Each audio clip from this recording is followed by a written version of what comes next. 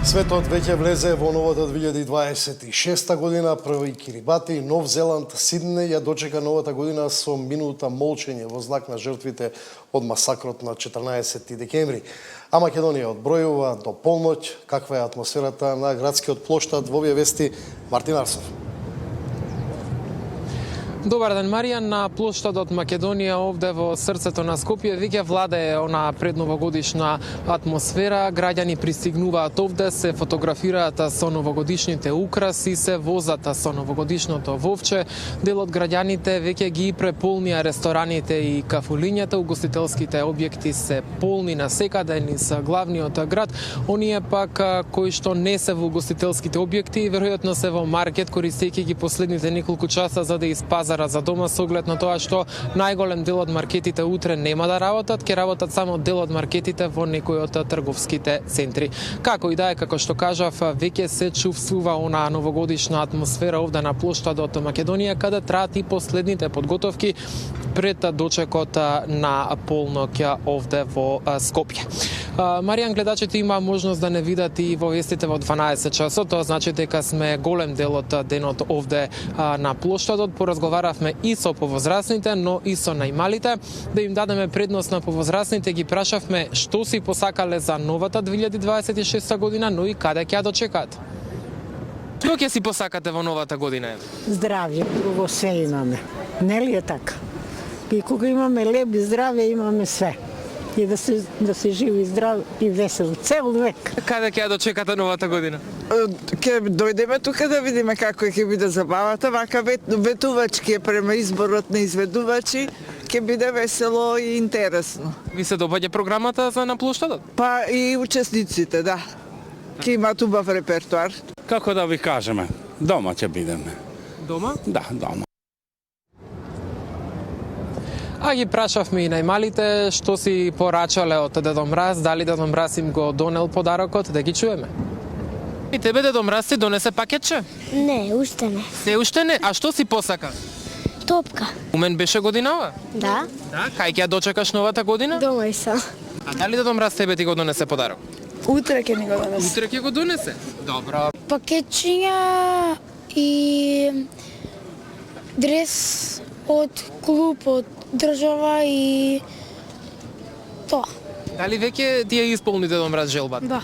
Компјутер за да можам да играм и да учам и уште не ми исполнето, ама знам дека ќе ми се исполни. Јас си посакав темперни бојци, маркери, фломастери и одбојкарска топка. Зошто баш одбојкарска топка? Зашто тренирам одбојка. Кај ќе си ја дочекате новата година? Дали ќе дојдете тука на плоштад или пак дома? Дома. Дома? Да. А ти? Кај баба ми и дедо ми. А, добро. А ти? Или кај баба ми, дедо ми или дома. А на плоштад не сакате да дојдете? Па, не знам. Ако е ладно. Да, дека ќе биде многу гужва за тоа. Елко, порасни уште 2-3 педи, за да може Дедо Мраз дарови да реди. Така, тоа беа дечињата, а овде, како што може да се забележи, траата последните подготовки на бината позади мене. Најавена е богата музичка програма, почнувајќи од 20 часот со Миле Кузмановски, понатаму во 20 часот и 35 минути Огнен Здравковски, во 21 часот Дина Јашари, во 21:30 Куку Леле, во 22 часот Тамара Тодевска, во 22 часот и 50 минути почнуваат Пајак и Лара, од 23:30 до 23:55 2 бона, пошто ќе следи дочекот на новата 2026 година, а 5 минути после полноќ па се до 1 часот Каролина Гочева. Маријан, од Министерството за внатрешни работи апелираат граѓаните да бидат внимателни и да не користат пиротехника за време на новогодишната ноќ, а докторите излегаа со оние стандардни традиционални препораки да се внимава со јадењето, особено со мрсната храна, а особено и со конзумацијата на алкохолот.